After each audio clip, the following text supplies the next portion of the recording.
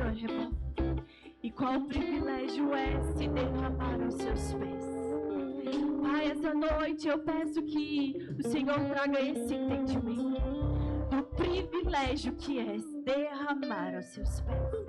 Ter uma entrega verdadeira, genuína aos seus pés. Porque de tudo que podemos entregar, nada se compara ao seu amor. Nada se compara ao teu amor e à tua maior entrega. Ah, Pai, por isso essa noite eu peço ao Senhor que a tua presença permaneça, continue sendo real sobre este lugar. Pai, porque não é sobre mim, não é sobre esse ambiente, é sobre aquilo que o Senhor pode fazer. É sobre aquilo que o Senhor pode operar. Porque de mim, do homem, nós nada podemos esperar, mas do Senhor. Do Senhor já foi feito, já foi entregue e continua sendo entregue todos os dias. Não importa o preço do perfume derramado, a tua presença vale mais, a tua presença vale mais. E não importa o preço do perfume derramado, a tua presença vale mais, a tua presença vale mais. Não importa o preço do perfume derramado, a tua presença vale mais, a tua presença vale mais.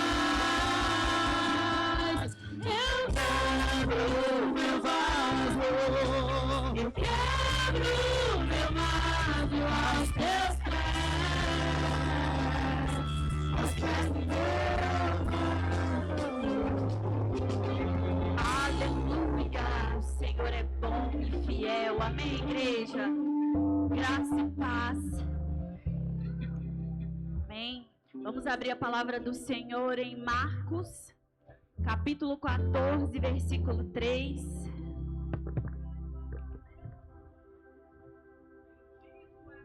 Marcos capítulo 14, versículo 3.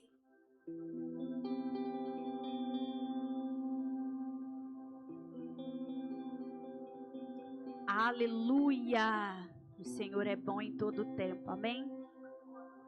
A palavra do Senhor nos diz assim: estando Jesus em Betânia, reclinado à mesa, na casa de um homem conhecido como Simão o leproso, aproximou-se dele certa mulher com um frasco de alabastro, contendo um perfume muito caro, feito de nardo puro.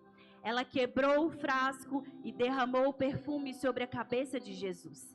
Alguns dos presentes começaram a dizer uns aos outros indignados: por que este desperdício de perfume? Porque ele poderia ser vendido por 300 denários e o dinheiro poderia ser dado aos pobres. E a repreendiam severamente. Deixe-na em paz, disse Jesus. Por que a estão perturbando? Ela praticou uma boa ação para comigo, pois os pobres vocês sempre terão com vocês e podem ajudá-los sempre que desejaram, mas a mim vocês nem sempre terão. Ela fez o que pôde, derramou perfume em meu corpo antecipadamente, preparando para o sepultamento.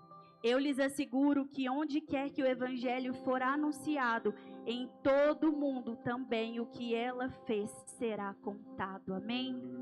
Pai, essa é a tua palavra. Pai, essa é a tua igreja, Pai, diante do Senhor. Deus, essa noite eu peço ao Senhor que fale aos nossos corações, porque o Senhor já começou a falar comigo e eu sei que o Senhor vai continuar falando comigo também. Por isso eu peço ao Senhor que fale com a tua igreja, que o Espírito Santo do Senhor, Pai, toque nesses corações essa noite, para que todos nós saímos daqui entendendo aquilo que o Senhor tem para revelar na individualidade de qualquer um, mas também para nós como igreja, em nome de Jesus. Amém. Pode se assentar. Aleluia. Amém, igreja.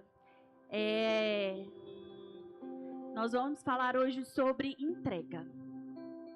E às vezes a gente fala, mas eu entrego e tá tudo bem. Eu tenho a minha forma de entregar, né? E essa mulher que ungiu a cabeça de Jesus com esse nardo, com esse perfume feito de nardo puro, e essa mulher, alguns teólogos vão afirmar que é Maria, irmã de Lázaro.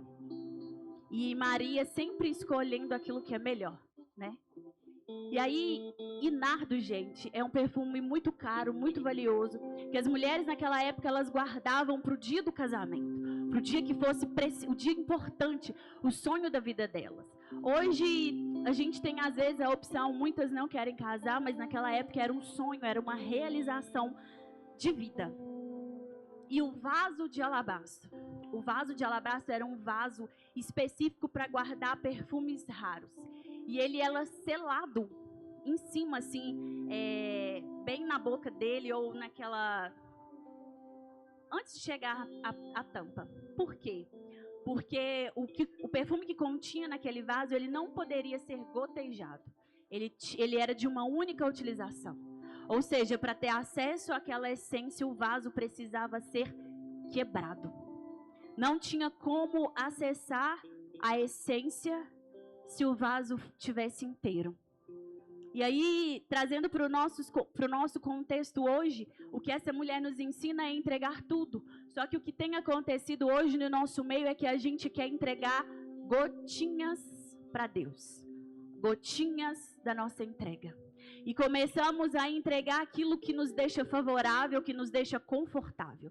Eu entrego até aqui porque tá bom. Eu entrego mais um pouquinho porque é o que me cabe. Para esse tempo é isso que eu tenho. Sendo que na realidade a gente não pode escolher se dar gotinhas para Deus e querer tudo de Deus. Imagina Jesus entregando uma gota do sangue dele por mim e por você. Não, ele entregou foi tudo. Foi por completo. O problema é que quando a gente começa a entregar gotinhas para o Senhor, a gente começa a fazer as nossas próprias escolhas. Quando a gente entrega tudo, a gente é conduzido pelo Senhor. À medida com que a gente começa a frear a nossa entrega, a achar que a nossa essência, o nosso perfume, aquilo que é caro, porque nós somos caros para o Senhor, nós somos preciosos para o Senhor, a gente começa a frear. A gente não se considera mais um vaso de alabastro, a gente se considera um perfume barato que você compra na esquina e começa só a dar borrifadas. E aí a gente começa a fazer as nossas próprias escolhas. E aí o Senhor me trouxe à memória uma conversa que eu tive na minha casa com o meu esposo. Um dia a gente estava preparando um lanche, ele estava picando uma salsicha, e aí saiu um assunto assim, fulano não come salsicha. Aí beleza, isso não é sobre comida, tá? Cada um come, faz a escolha da alimentação que quiser. E aí ele falou comigo assim, a gente começou a lembrar da nossa infância. Quando eu era criança, não tinha outra opção. Ou você comia um macarrão com salsicha, ou você não comia nada. Porque era o que tinha.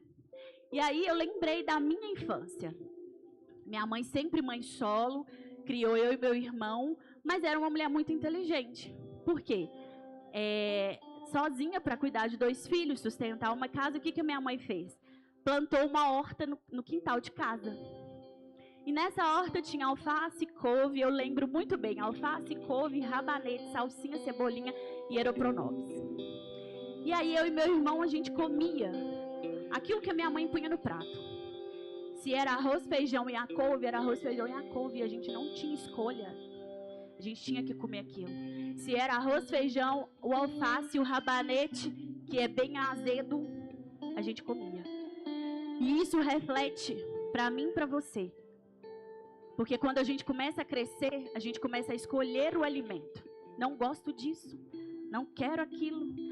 Nem isso aí para mim não é bom. Quando nos convertemos, nós somos como crianças. Todo alimento que é oferecido na casa do Senhor, nós queremos.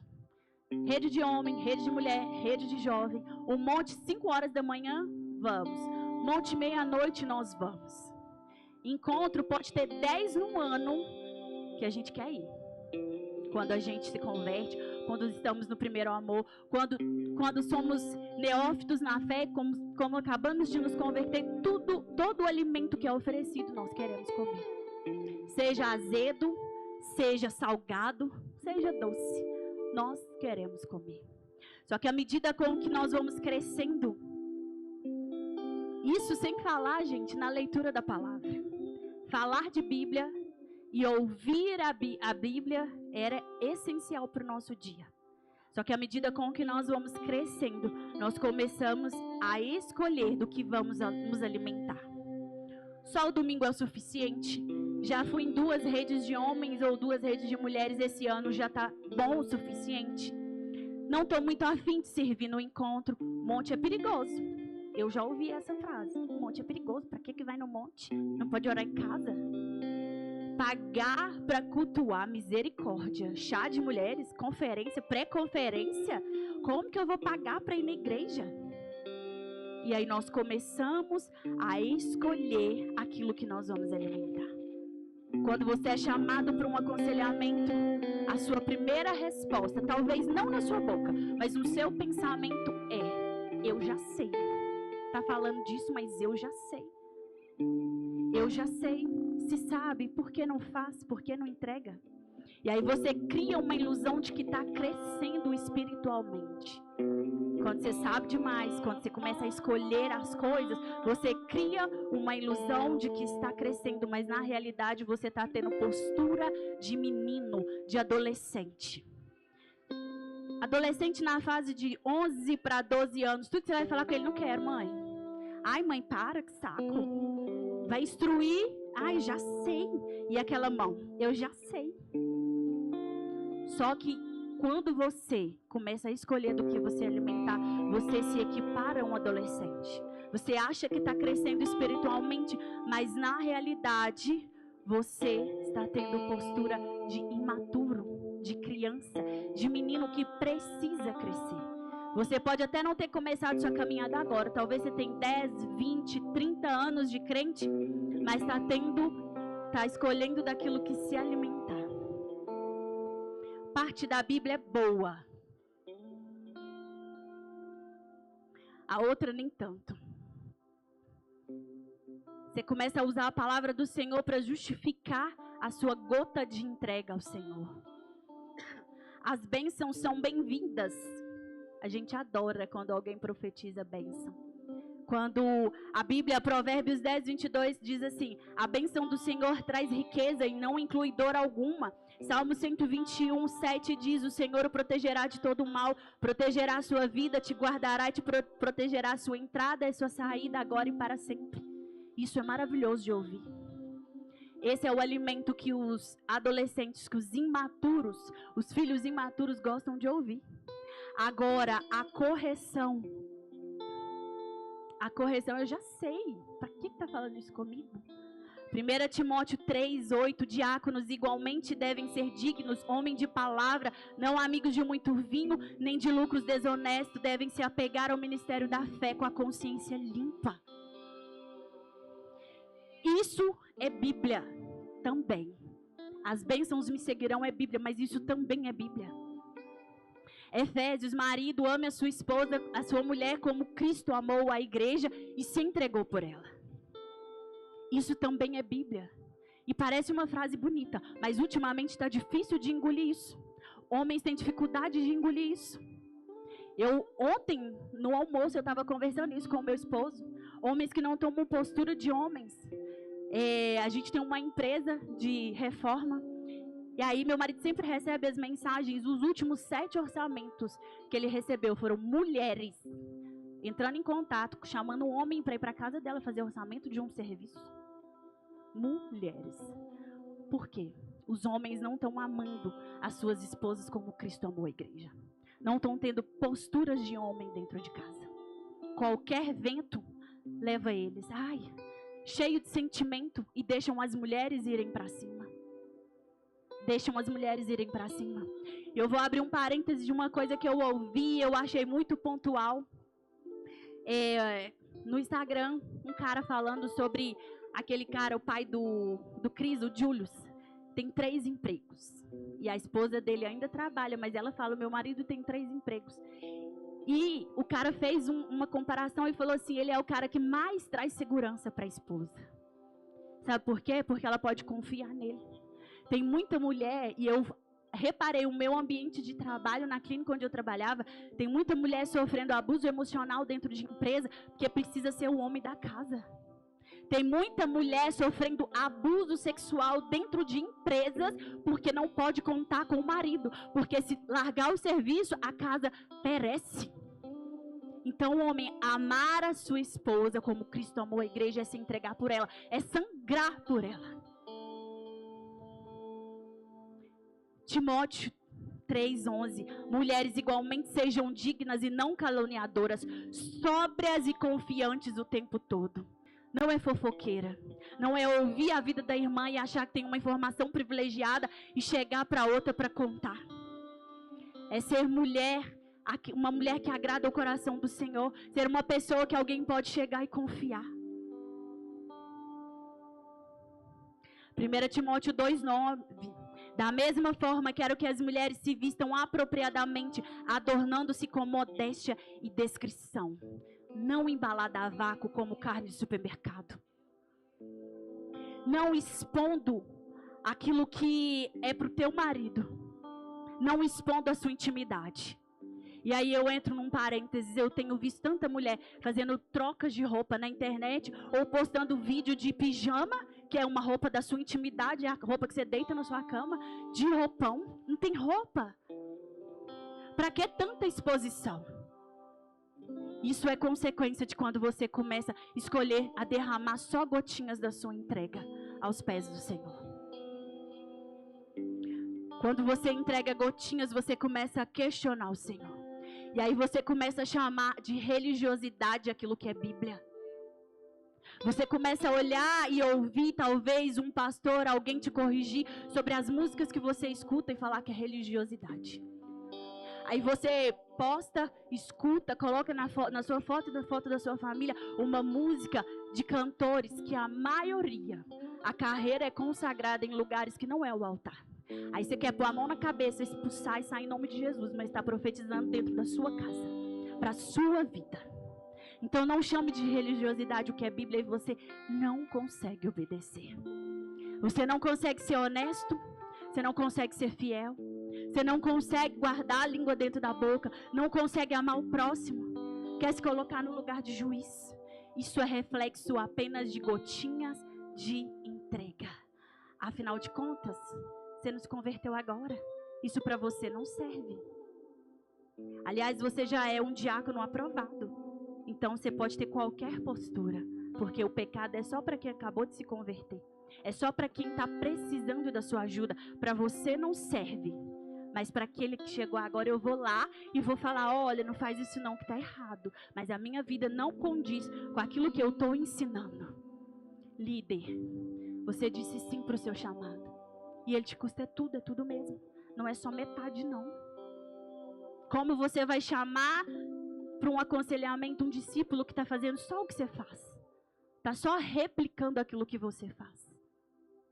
Se hoje seu discípulo pudesse falar assim, ele é meu espelho, como que seria seu discípulo? Como que seria a pessoa que você está discipulando, que você está cuidando? Porque na realidade, você já sabe. E se você tem essa postura, você não é um filho maduro. E se você tem essa postura, você só reagiu àquele apelo que foi te feito há 10, 20 anos atrás. Você só reagiu a ele. Mas a maturidade está precisando chegar. A maturidade de aprender a entregar tudo para o Senhor está precisando chegar até você. Se a sua postura não é de um filho maduro, e eu achei maravilhoso o tema da mostra de dança, que é exatamente isso. Porque o maior desejo de Deus é que eu e você sejamos maduros. Maduros.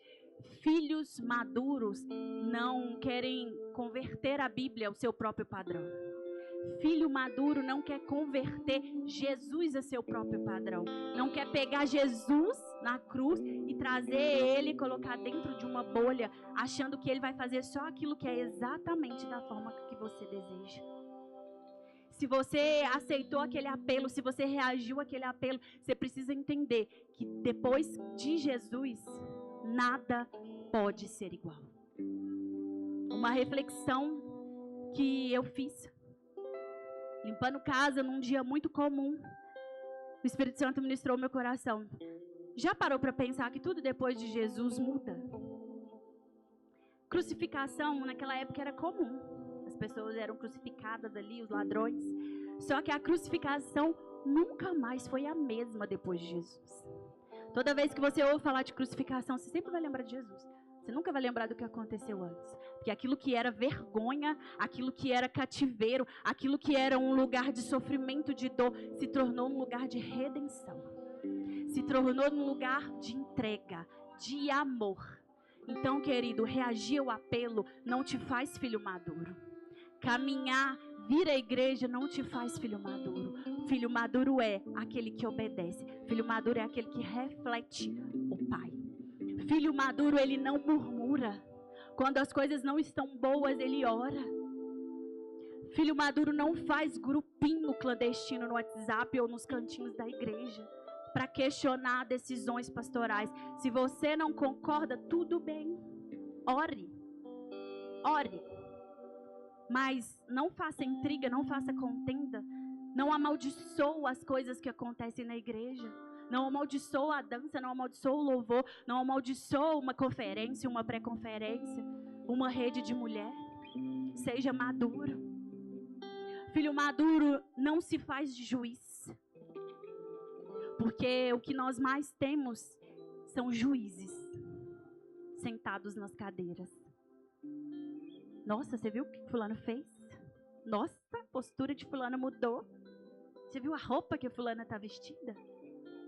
Você já parou para pensar que talvez aquele fulano mudou de postura porque está se sentindo sozinho, porque não tem ninguém do lado? E você, ao invés de estender as suas mãos e entregar tudo, porque entregar para o seu irmão é a mesma coisa que entregar para Jesus, você quer apontar o dedo. O filho maduro entende 1 Samuel 16, que diz assim: o Senhor não vê como o homem, como o homem vê. O homem verá a aparência, mas o Senhor vê o coração. O que nós mostramos ou apresentamos não muda o coração de ninguém. Não muda nada.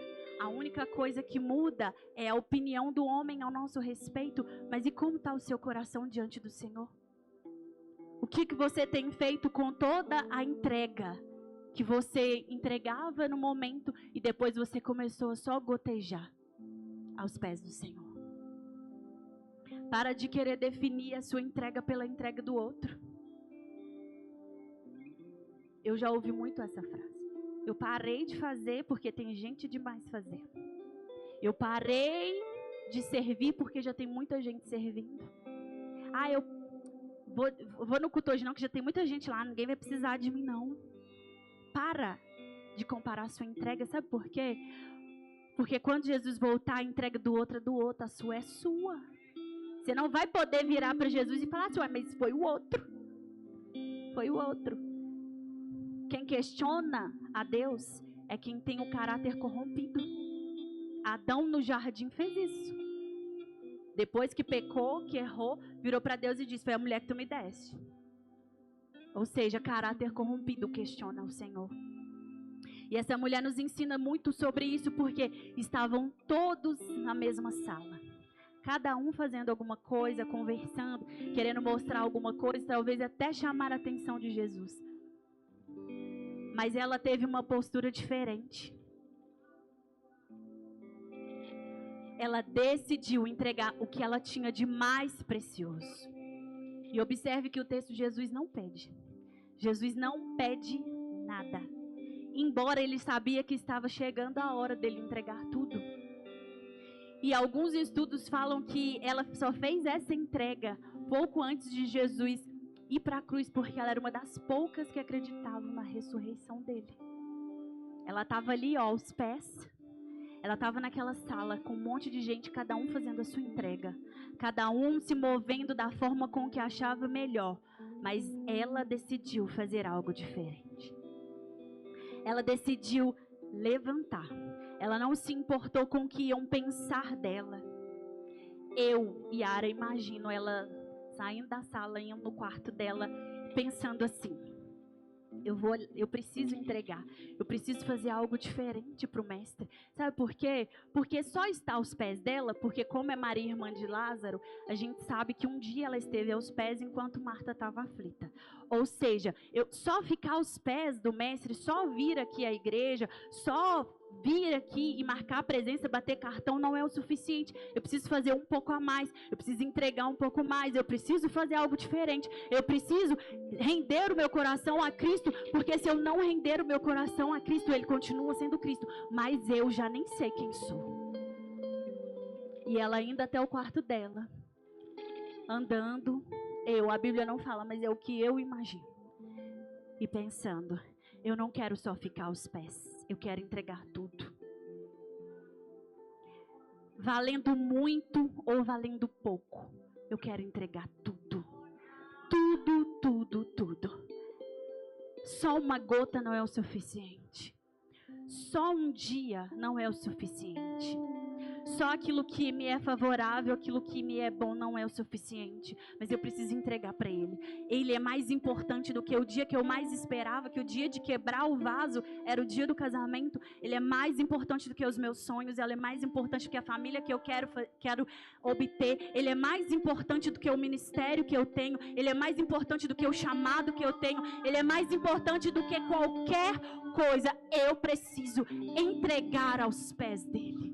Eu preciso parar de borrifar as minhas gotinhas. Eu preciso parar de querer só estar aos pés dele e nada mais. Eu preciso fazer algo novo, algo diferente para ele. E aí ela decide pegar o vaso de alabastro.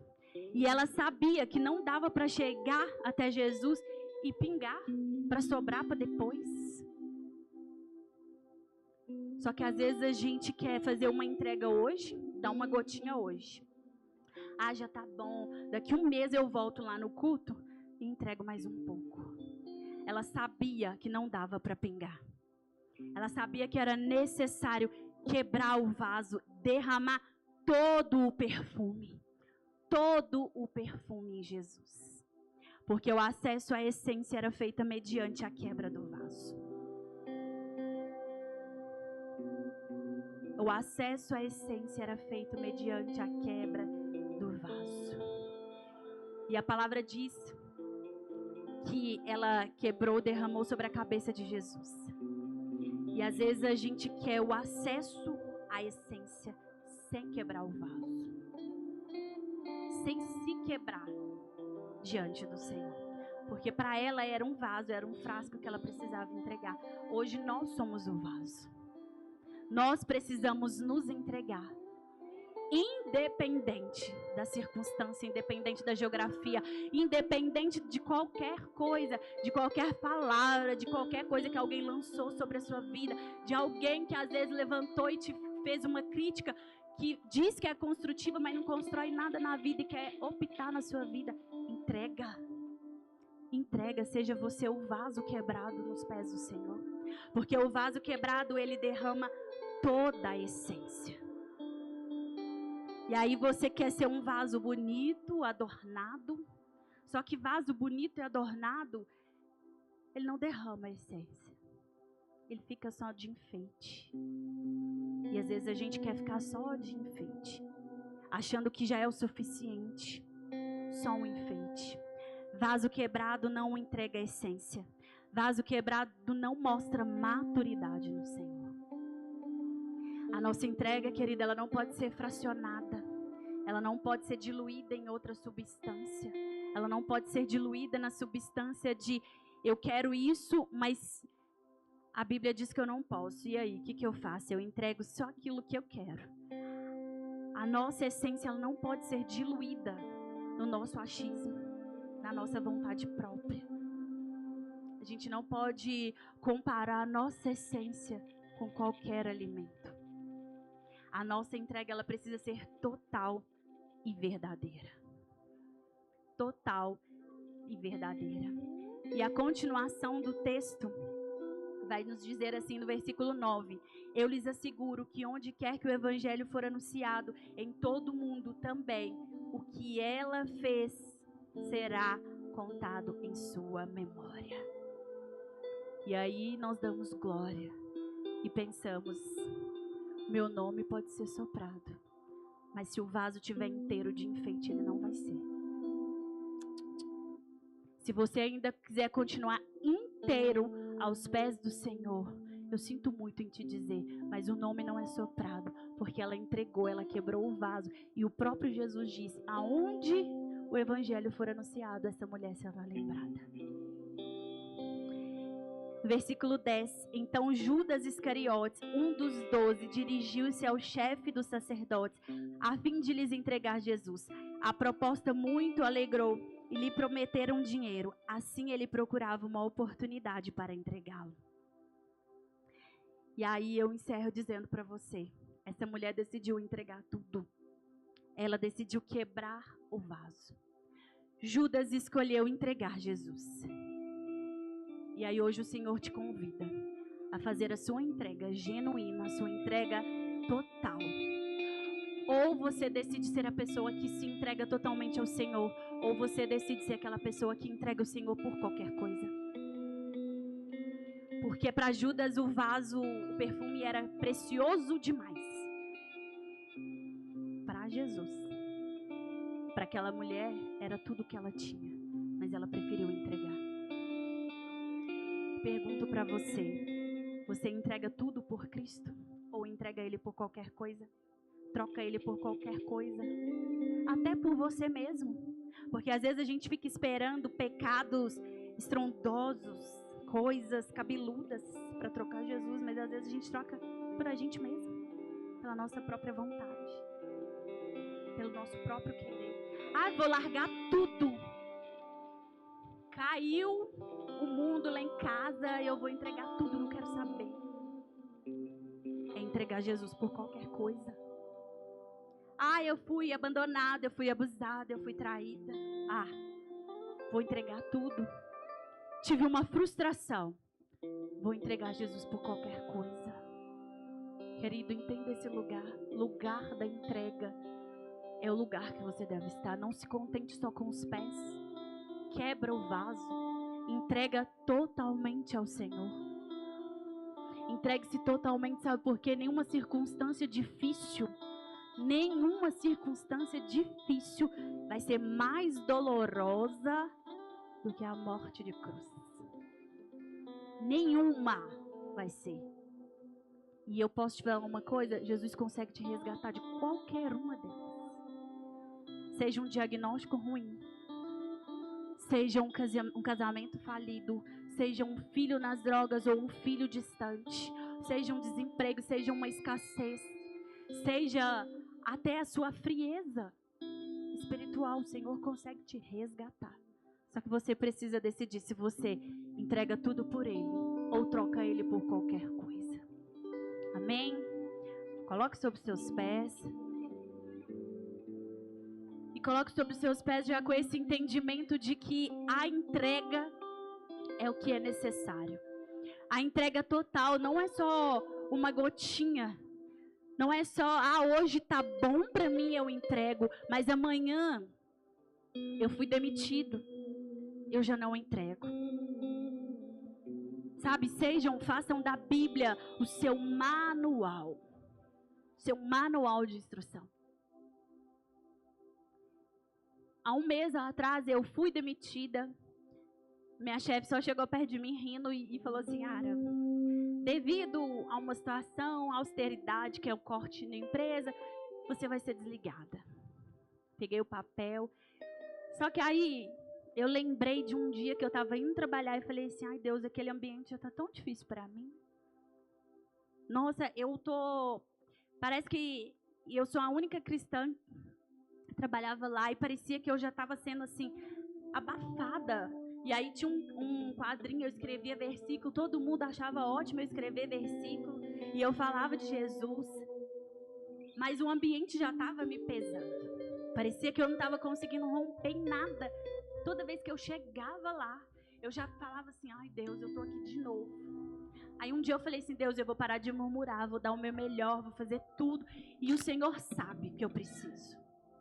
E aí a gente estudando à noite, trabalhando de dia, e aquele negócio, eu falei assim, ai Deus. E aí um belo dia ela chegou e falou isso. Eu cheguei em casa, falei com meu esposo, falei, olha, eu fui demitida. Foi até engraçado, porque ele falou assim, você confia em mim? Eu falei, confio. Ele falou, então tá bom, então ótimo. Glória a Deus por isso. Mas eu entendi que um dia eu orei murmurando e falei, ai Deus, não aguento mais. Depois que eu orei, falei, Senhor, está nas suas mãos. Ele me ouviu. E aí eu fui demitida com os direitos, normalmente. E aí no dia de me despedir, mandei uma mensagem para ela que ela não estava. Agradeci. E falei umas coisas para ela que eu queria falar há muito tempo, mas nem isso eu não estava conseguindo fazer. Como crente, eu não estava conseguindo falar. Olha, tem isso na sua vida. E aí só falei para ela assim, não se preocupa, porque eu fiquei aqui o tempo que o Senhor determinou que eu ficasse. Por isso eu te falo, querido, não há situação que o Senhor não resolva. Não há situação que o Senhor não resolva. Talvez o desemprego bateu na sua porta como bateu na minha e está tudo bem. Sabe por quê? Porque nós temos um Deus provedor. Nós não vamos deixar de fazer a nossa parte, mas nós temos um Deus provedor, nós temos um Deus que cuida. Um pouco mais de um ano eu passei uma situação muito difícil, muito complicada, muito dolorosa, mas eu escolhi. Falei, Deus, eu vou ficar aqui, porque se eu não ficar, eu não sei o que será de mim. E todos os dias se levantam situações difíceis na minha vida e na sua vida. Mas Deus não muda. Jesus estava ali, reclinado àquela mesa, aquela mulher chegou com um perfume precioso. Perfume precioso é você, querido. É você que o Senhor quer, porque Ele te ama. Sabe, escolha isso, se entregar, quebra esse vaso. Não seja vaso de enfeite. Seja um vaso nas mãos do Senhor. Às vezes tá trincadinho, tá difícil aí, tá precisando de dar uma polida. Entrega, quebra, porque Ele refaz. Entrega porque Ele refaz, querido. Aleluia.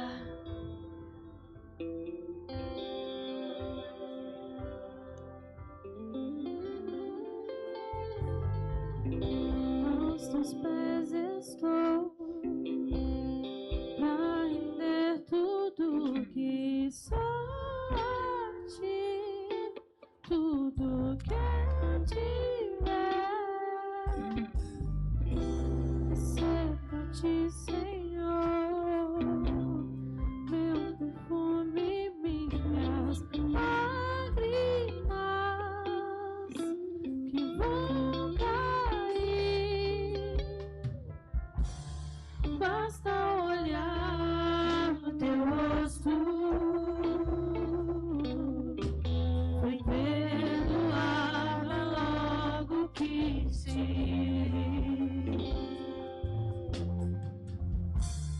Todos os meus tesouros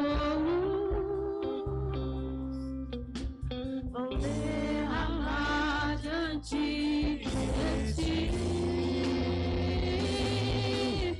Eu quebro meu vaso, eu quebro meu vaso aos teus pés do meu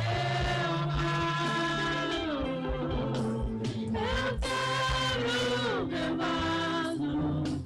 Eu quebro meu vaso aos teus pés do meu amado. Aos teus pés, Jesus. Nós hoje quebramos o nosso vaso. Nós nos nos rendemos aos seus pés, para entregar tudo aquilo que nos é precioso, Jesus. Porque nós sabemos, Pai, que há o maior privilégio em entregar aos seus pés, há o maior privilégio em te servir, há o maior privilégio em ouvir a tua voz, em examinar as tuas escrituras e entender que o Senhor cuida, que o Senhor nos perdoa, que o Senhor levou sobre si as nossas dores.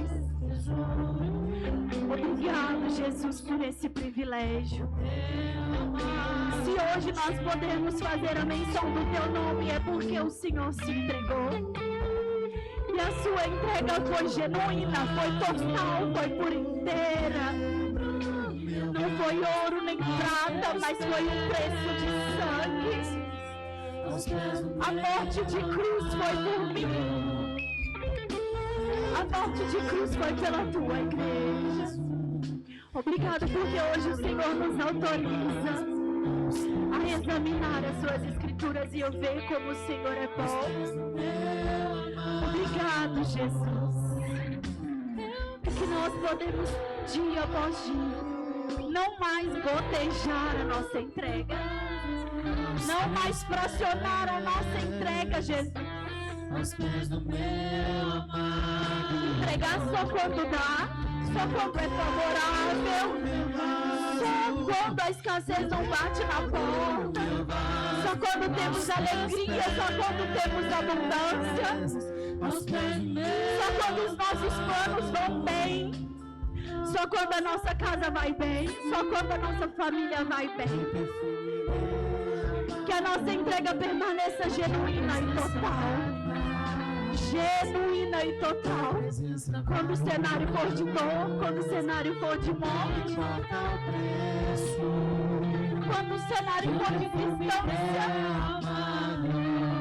a tua presença vale mais. A tua presença vale mais. E não importa o preço, o perfume derramado, a tua presença vale mais. A tua presença vale mais. E não importa o preço, o perfume derramado, a tua presença vale mais. A tua presença vale mais.